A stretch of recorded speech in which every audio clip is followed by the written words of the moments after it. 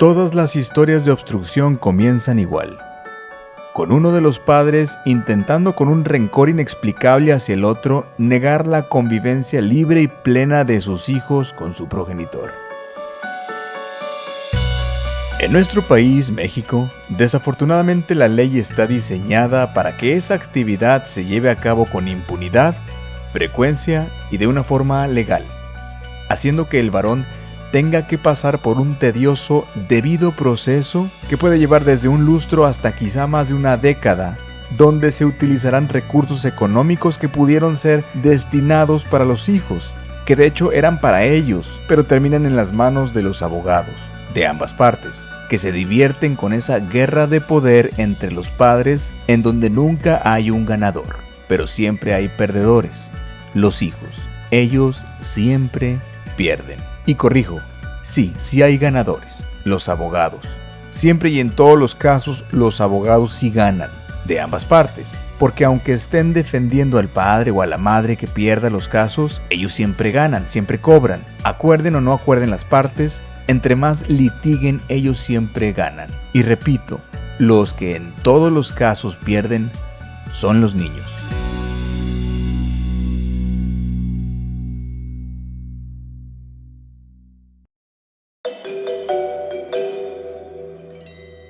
Ningún menor de edad se ve beneficiado de ninguna manera ni de ninguna forma cuando uno de los padres genera obstrucción en sus hijos. Acorde a los datos y estadísticas de los centros de convivencia de cada estado del país, en promedio el 85% de estas obstrucciones son generadas de parte de la mujer hacia su expareja varón. Del resto, el 5% son mujeres madres, también obstruidas de ver a sus hijos por el padre, y el 10% restante son familias que acuden a servicios de revinculación y terapias. En el caso de las obstrucciones para que los menores convivan libremente con su padre, acorde a la misma fuente, más del 98% resultan en denuncias basadas en hechos falsos. Los centros de convivencia familiares realizan labores de terapias psicológicas, psiquiátricas y sistémicas, y en conjunto con el Poder Judicial de cada estado, estiman que después de dedicarle de 2 a 5 años de investigación en cada caso, se llega a la conclusión de que menos del 2% de las obstrucciones son basadas en hechos reales. Y al resto de padres obstruidos, a ese 98% que fueron privados de una libre convivencia con sus hijos, no se les puede reponer ese tiempo perdido de ninguna manera. Y a la fecha, a la persona que levantó esos hechos falsos no se le castiga ni afronta consecuencias.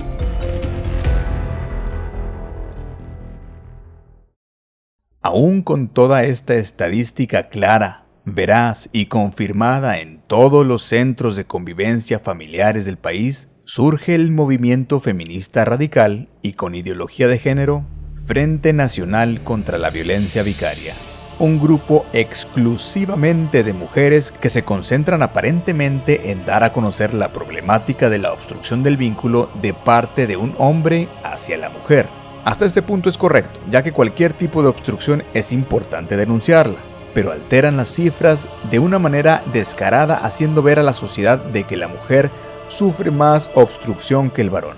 Le llaman violencia vicaria, ya le empiezan a llamar violencia por interpósita persona y hacer creer que el único que la comete es el hombre en contra de la mujer. Si ustedes se fijan en estadísticas, es mucho menos el caso, o sea, cuando una mujer les quita el derecho de ver a los hombres, casi siempre se arreglan, llegan a un acuerdo y se acaban. Si se van a las estadísticas y se paran afuera de los juzgados de familia y de las fiscalías, se van a dar cuenta que este tipo de violencia, que ya están reglamentadas, por cierto, ya están tipificadas, la ejercen hombres y mujeres. Casi siempre se arreglan, llegan a un acuerdo y se acaban. Cuando se presentan datos es importante presentar la fuente.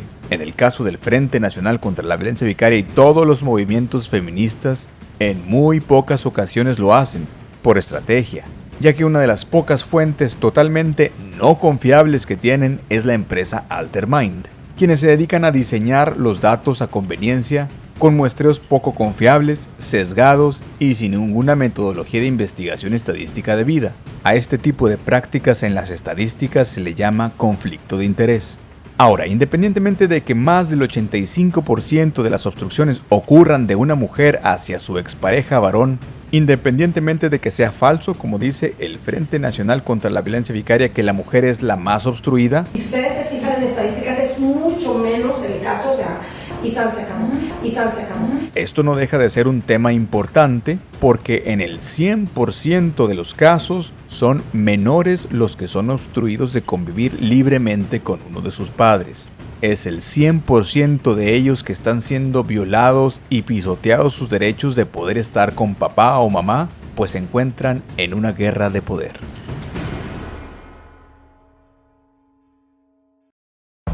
La pregunta es, ¿por qué es más fácil que los frentes feministas como el Frente Nacional contra la Violencia Vicaria puedan crecer, avanzar, lograr tipificar leyes, reformar artículos, seguir promoviendo iniciativas aunque la estadística real del INEGI y de los centros de convivencia digan lo contrario? ¿Por qué es mucho más escuchada la voz de la mujer feminista que pide tipificar leyes de género como la ley vicaria en todos los estados del país cuando ya existen leyes de protección a la mujer y donde se vive un estado de impunidad actual donde la mayoría de los cargos de poder y autoridad en los palacios de justicia del país se encuentran ya gobernados por mujeres? ¿Por qué aún así la mujer feminista pide aún más poder?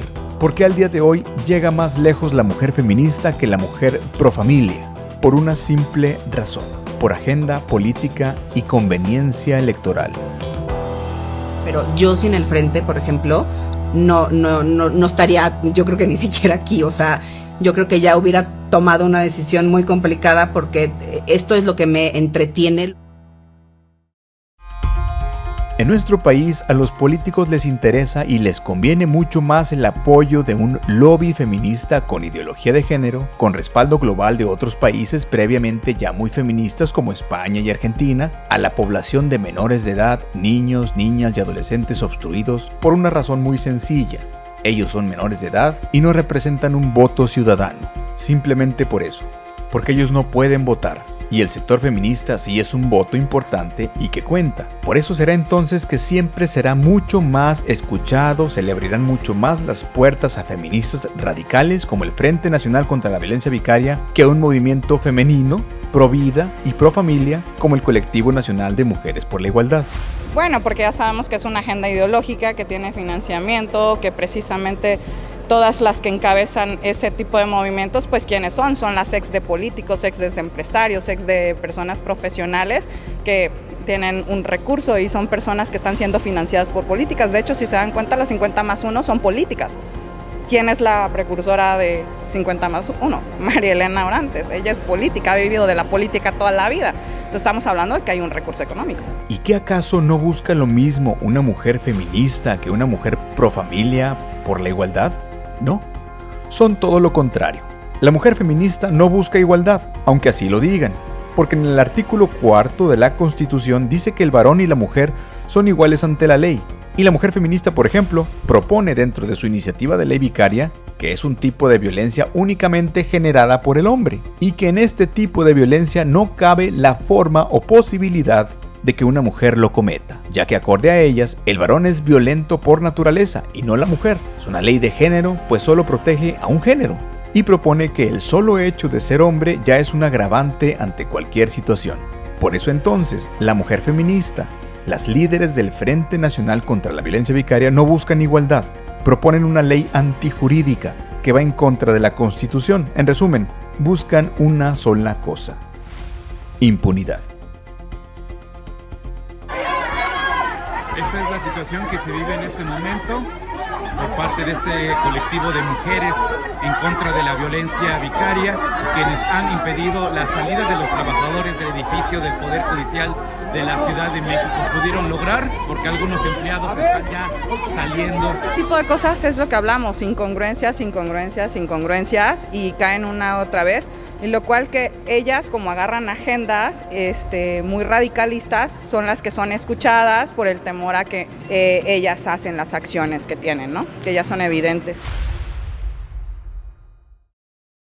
Cualquier persona coherente podrá notar que cuando la ley se recarga para un lado, el equilibrio se pierde. Es muy importante dejar claro en esta reunión que el espíritu y el sentido de este dictamen es velar por los derechos de las mujeres, y no negamos que haya ocasiones en que algunos hombres también puedan ser víctimas de alguna forma de violencia a través de interpósita persona.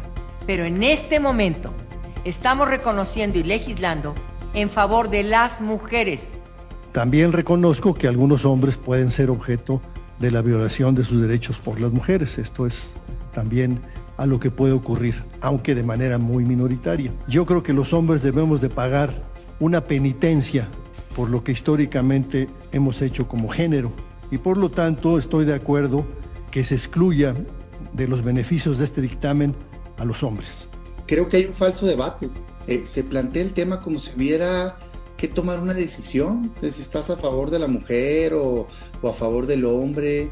Yo, con todo respeto, pero estoy a favor de los seres humanos. O sea, sí estoy a favor de la mujer, claro, por supuesto, pero también quiero evitar que le hagan daño a los niños o a las niñas o a los adolescentes.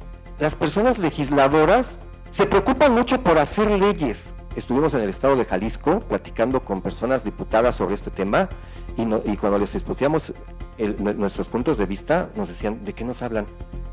¿Eso es violencia vicaria?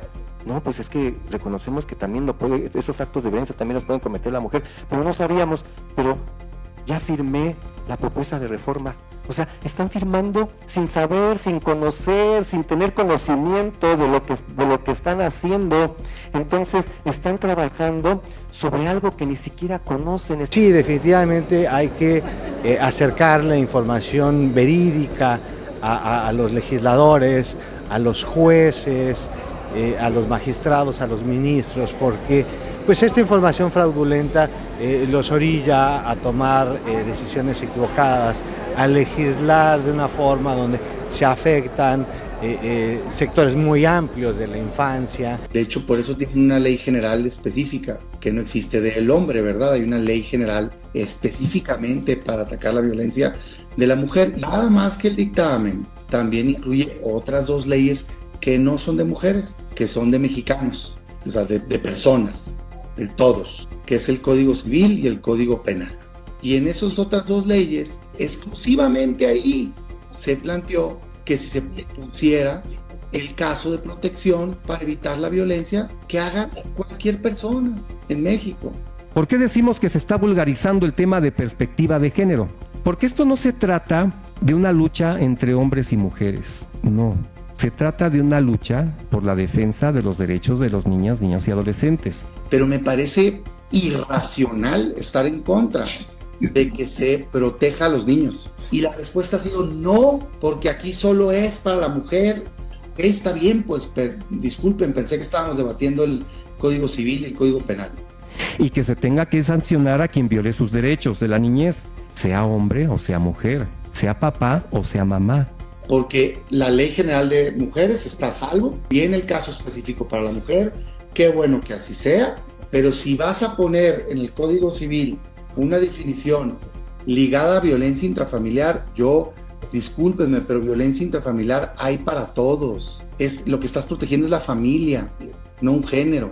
O sea, dice persona, y parece que agrede, pues que diga persona. No entiendo yo por qué. Entiendo el mensaje político, todo, no tengo problema si lo quieren separar y demás, pero me parece correcto que a los niños se les proteja en cualquier caso. Más se excluyó a niños y niñas de ese tipo de violencia que se ejerce contra ellas y ellos. El tema es quién usa al niño o a la niña. Así es.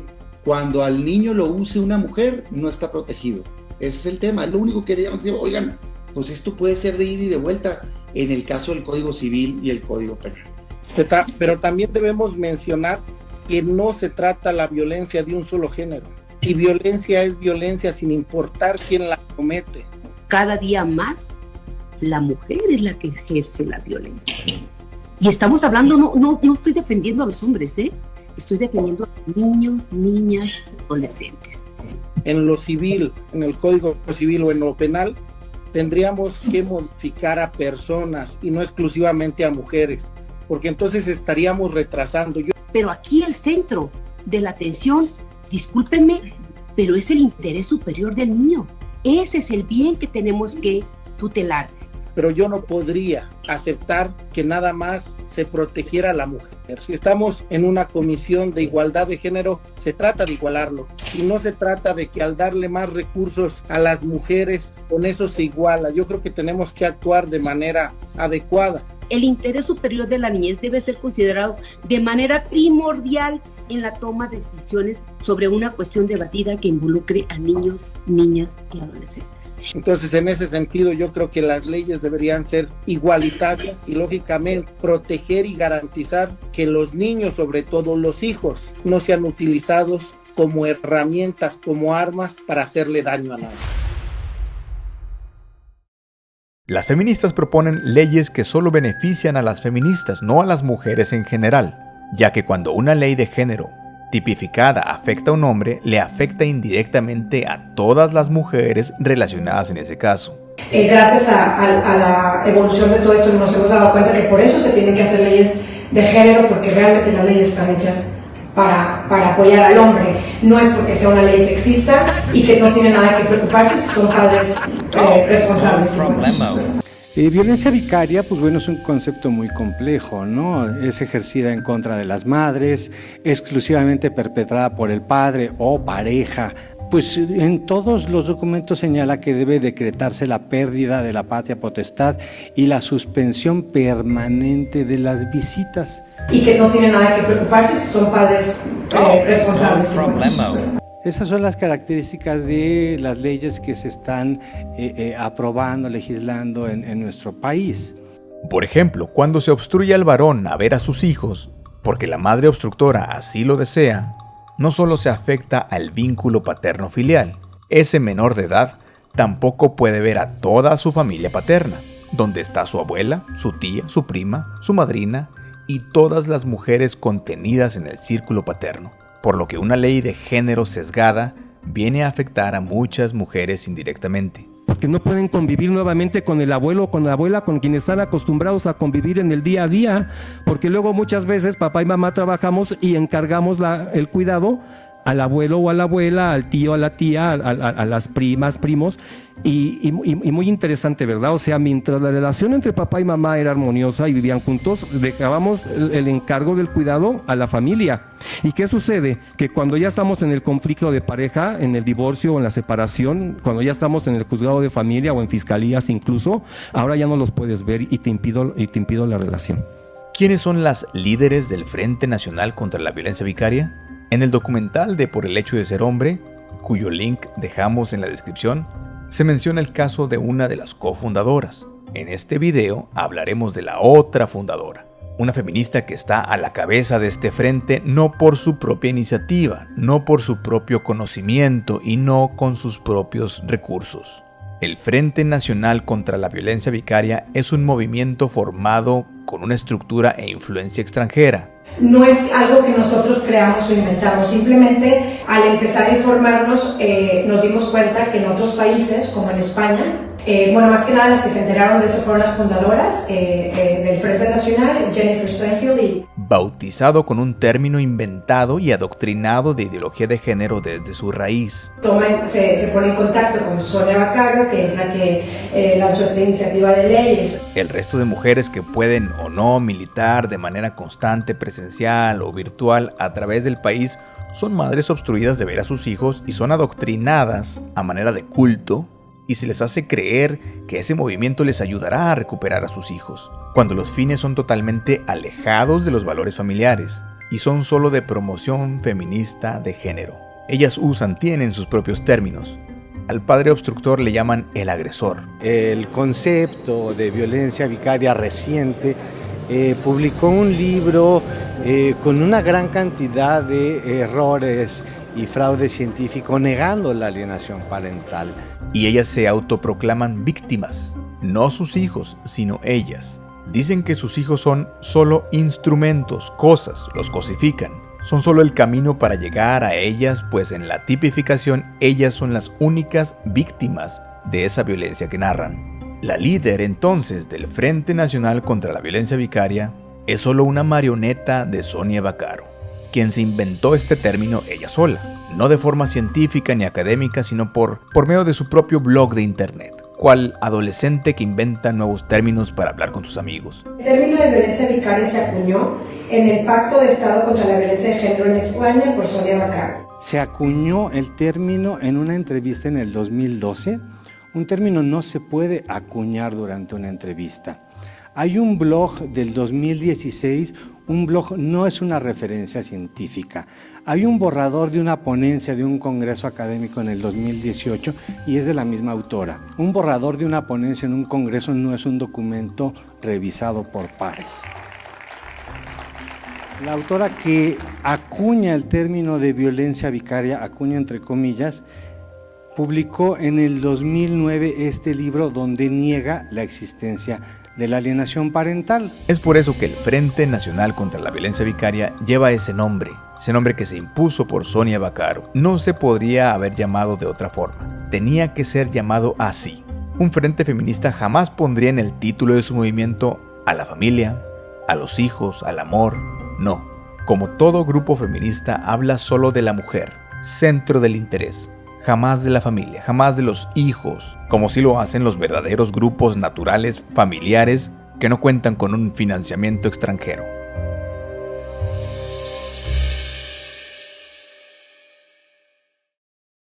El Frente Nacional contra la Violencia Vicaria, amadrinado por Sonia Vaccaro, cuenta ya con una posición importante, siniestra y llena de impunidad de altos mandos del gobierno, quienes los muestran en sus redes sociales, por lo que sus líderes, por supuesto, mujeres feministas, gozan de esa impunidad, altanerismo, soberbia y prepotencia para seguir exigiendo más y más derechos. Eres mujer y tu pareja te amenaza con quitarte a tus hijas o a tus hijos o hacerte daño a través de ellos. Esto se llama violencia vicaria. Si eres hombre y estás en México, necesitas saber esto ya. Y es que, señores, yo ya les había advertido del tema de la ley vicaria, pero el problema es muchísimo más grave de lo que todos creíamos. Yo ya les había hablado a ustedes en un TikTok sobre las reformas a la Ley General de Acceso a las Mujeres a una Vida Libre de Violencia. Sin embargo, el Senado de la República recientemente ha aprobado una serie de reformas al Código Nacional de Procedimientos Civiles y Familiares para incluir el término de violencia vicaria y que lo define también como la violencia que exclusivamente afecta a las mujeres, ignorando completamente la realidad que viven muchos hombres hoy en día que son extorsionados con dejarlos ver a sus hijos, que no les permiten reunirse con sus pequeños a pesar de que sí cumplen con sus responsabilidades de pagar pensión y demás. Hombres que al día de hoy no han podido ver a sus hijos ni poder convivir con ellos y que además las exesposas les están llenando la cabeza a esos pequeños de basura para que odien a sus padres que sí quieren estar presentes. Y todas esas realidades están siendo ignoradas con las reformas que se están proponiendo hoy en México. ¿Y saben qué es lo peor de todo? Bueno, lo peor de todo son las personas que están detrás de promover esas leyes. ¿Cómo es posible que todavía haya personas juzgadoras que crean que la mujer, por el simple hecho de ser mujer, es la más apta para otorgarle una guarda y custodia? Eso está súper superado y por muchos años. En el caso del documental de Por el hecho de ser hombre, pudimos ver a un padre que tras mucho enredo judicial, después de que le dieron la custodia completa de sus hijos, por medio de una diligencia, sus hijos fueron arrebatados por las Fuerzas Armadas como si fueran delincuentes y regresados con la madre que, dicho por los menores y afirmado por escrito ante el juez, ella era quien ejercía violencia física y emocional sobre los menores, quienes se terminaron escapando por sus propios medios de ella y volvieron con su padre. Es decir, ese documental termina mostrando cómo la paz y la justicia tuvo que ser obtenida por los propios menores de edad, ya que la autoridad, los jueces y magistrados fueron incapaces, por medio de sus tribunales colegiados y a través de un fallido debido proceso, de poder resolver lo más conveniente para los menores, y ellos de manera natural y personal tuvieron que actuar, liberarse de ser rehenes. Ellos pudieron, pero ¿y los que no pueden? ¿Y los que nunca podrán? ¿Y los que ya han sido alienados para ya no hacerlo?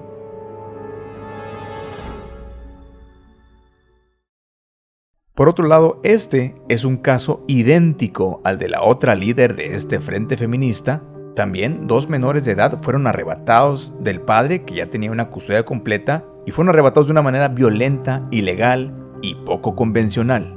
Buenas noches, soy Alejandro Romo. Quisiera pedir su apoyo. El día domingo 26 de marzo llevé a mis hijos al Secofam Ecatepec a su convivencia familiar. El padre varón custodio llevó a sus hijos al centro de convivencia familiar y en el baño fue afrontado de manera violenta por los trabajadores para obligarlo a firmar documentos para ceder la custodia, al estilo de una película de mafia donde se busca obtener algo de manera violenta. Un comando en el interior del Secofam me estaba esperando.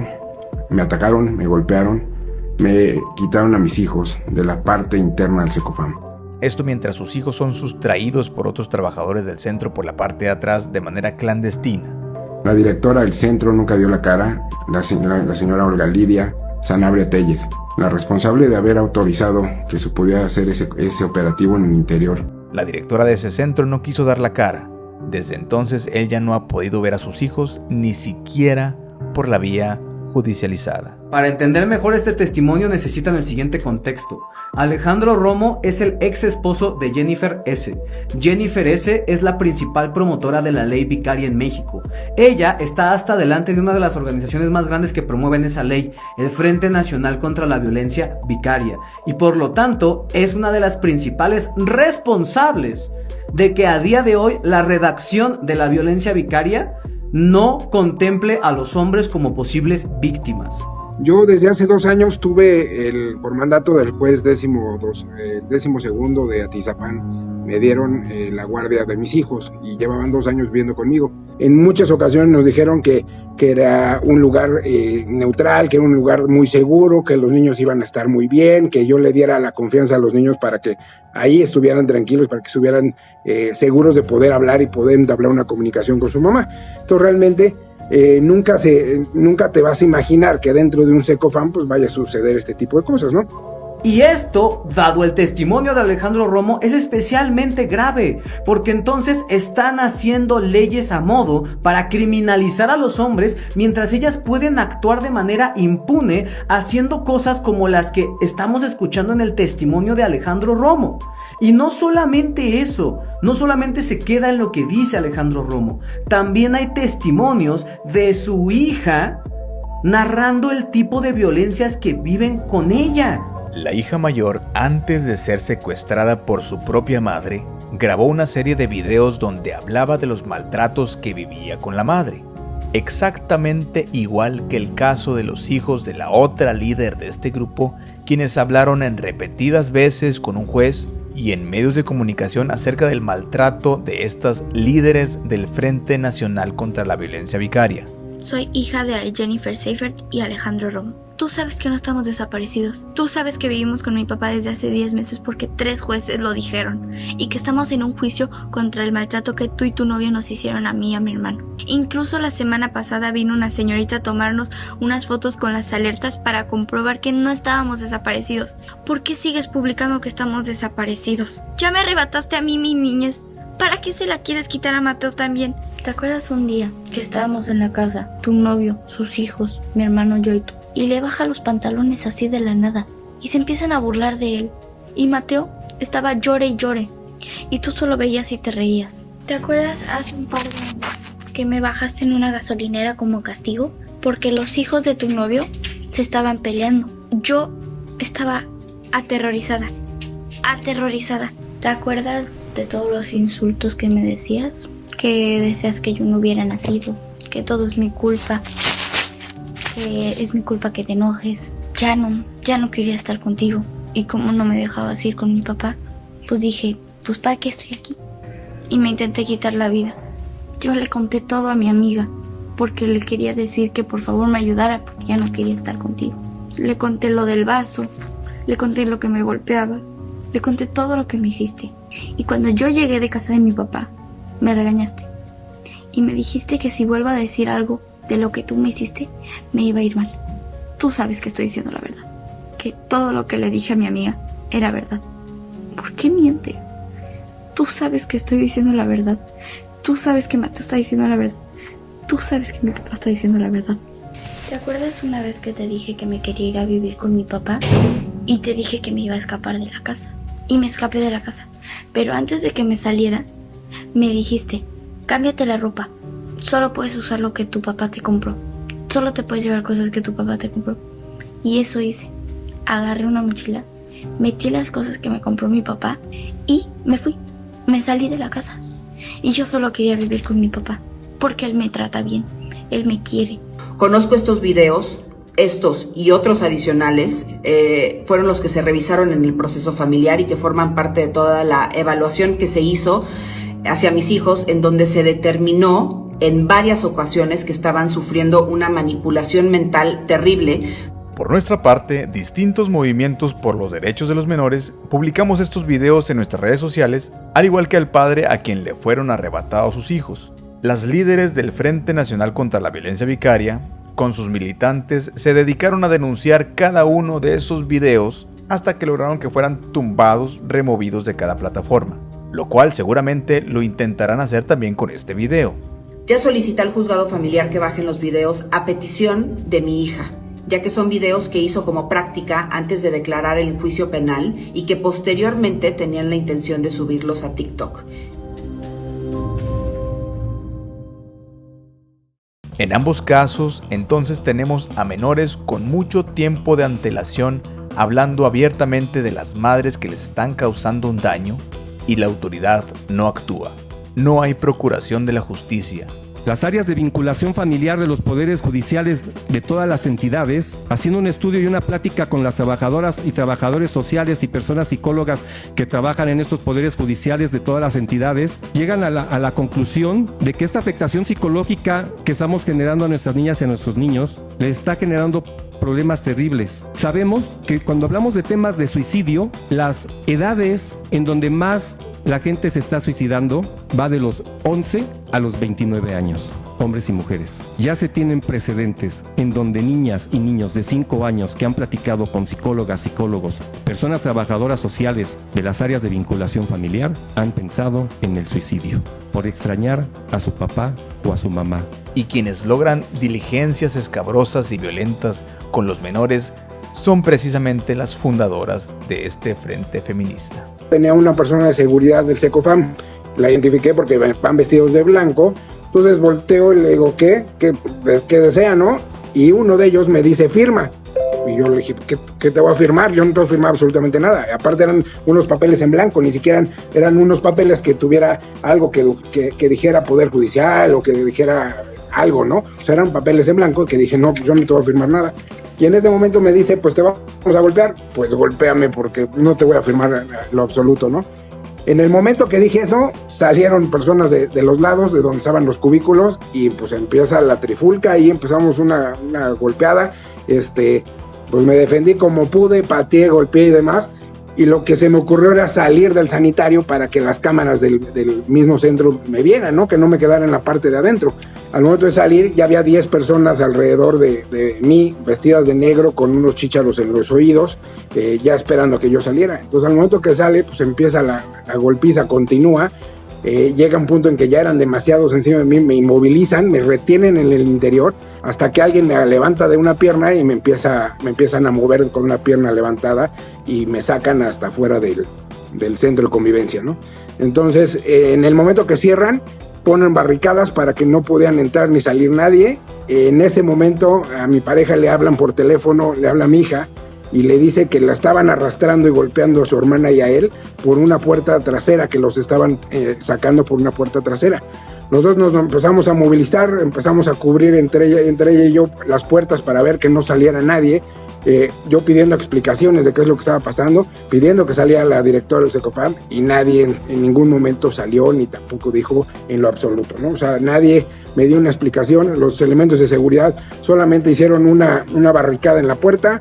Nadie se volteaba a ver, cuando los grababa yo se volteaban para que no fueran grabados, y esa fue como sucedió las cosas, ¿no? Nosotros lo seguiremos compartiendo en diferentes plataformas y haciendo llegar esta información importante por diversos medios, enlaces internos y cualquier otro método de alcance para que la voz de los menores sea escuchada y nunca callada. Yo hoy elijo ser la voz de esos niños que están sufriendo el no poder ser felices al lado de mamá, al lado de papá. algo que tienen nuestras leyes, y no van a dejar mentir, es que solo sancionan, ¿no? Solo se dedican a sancionar. Y cualquier cosa hay cárcel, y multa, y esto y el otro. Pero muy rara ley habla de tratar, de reparar, de reconstruir. Entonces no podemos tener una cultura de paz si no sanamos. No podemos tener un combate a la violencia si no hay esa cultura de paz. Y más si no hacemos esa vinculación, reparar ese vínculo. Dato curioso: si un menor de edad por alguna razón menciona a familiares, amigos o en medios sociales que quien maltrata es el padre, el varón, las instituciones y la autoridad no dudan en actuar de inmediato, lo cual es correcto, admirable, y eso es lo esperado. La gente que opina está feliz de que el varón violentador sea castigado y apartado. Pero cuando un menor de edad se atreve a mencionar que quien maltrata es la madre, la mujer, las instituciones callan, la autoridad se hace de la vista gorda y la madre acusada revierte la acusación y manifiesta descaradamente que está siendo víctima de una campaña de desprestigio y que los menores han sido manipulados por su padre para decir eso. Comparto este pronunciamiento acerca de la campaña de difamación en mi contra. Enfrenté una denuncia falsa en mi contra por supuesta violencia en contra de mis hijos. La enfrenté como debe de ser, con honradez y con verdad de mi lado desde el día número 1. ¿Por qué el papá de mis hijos levantó esta denuncia en mi contra? Porque lo denuncié por incumplimiento de pensión alimenticia. Esta es una venganza perfectamente maquinada y planeada durante muchos años antes de la sustracción de mis hijos. Y habla también del grave aleccionamiento del cual estaban siendo víctimas. Reitero, el grave aleccionamiento que sufrieron mis hijos. Otra cosa terrible es que él hace que los niños vayan a testificar en mi contra, lo que intentan hacer, darles vuelta en la cabeza con todo lo que puedan traer encima del tema, la mentira que sea, ¿no? Es decir, en dos escenarios completamente iguales, siempre se le cree sin lugar a dudas a la mujer y del varón se duda, se juzga y últimamente se le ignora. Aunque, como en este caso, quien esté denunciando sea una mujer, una niña, una menor de edad, pero como a quien denuncia es a otra mujer, su voz es silenciada. Dicen, pues, para que pueda verlos, a las niñas o a sus propios hijos, que dé más dinero de lo que incluso pueda dar. Y si no da ese dinero de más que la ley le otorga, oculta, prohíbe, obstruye la relación de sus propios hijos e hijas con el progenitor no custodio y con la familia ampliada. Dice que no puedo ver a mis hijos por darle tortillas frías y por supuestamente quererlos vender por 500,000 pesos.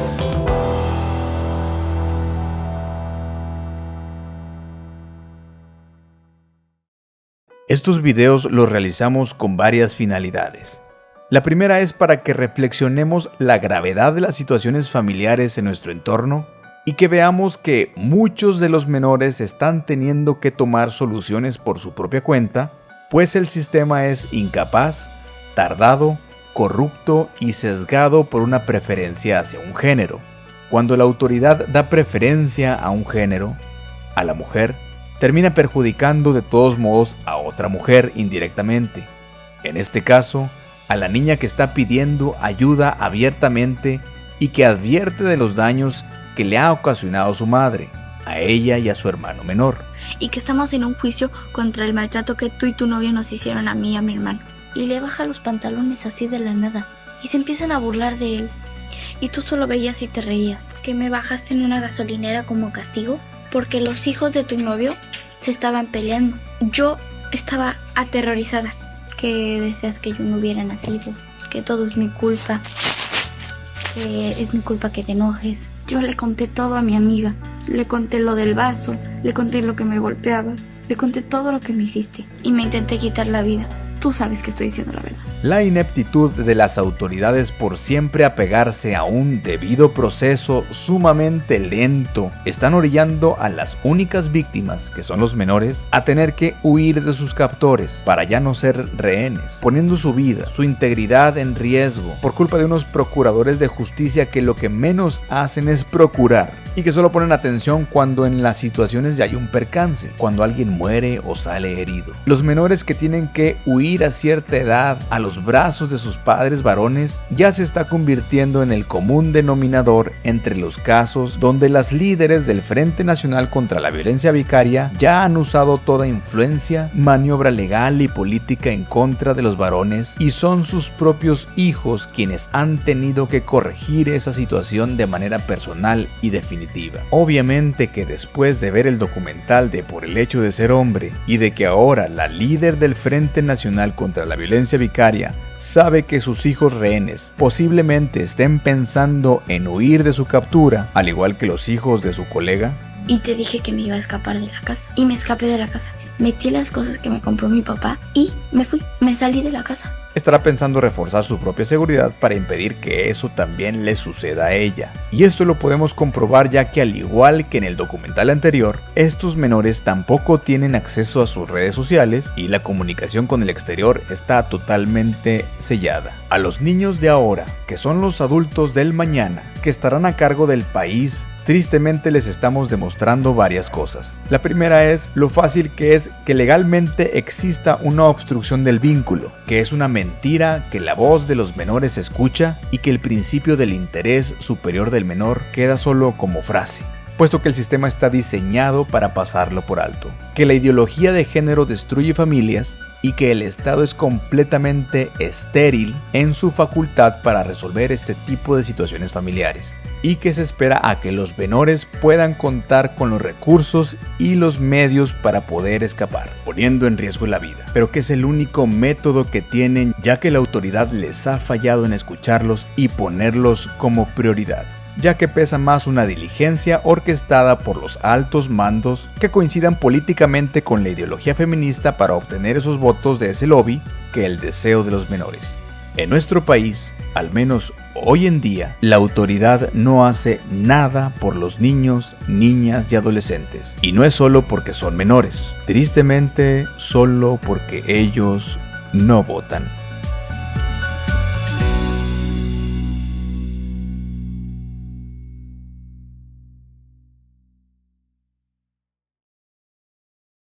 Pero yo sin el frente, por ejemplo, no estaría, yo creo que ni siquiera aquí. O sea, esto es lo que me entretiene.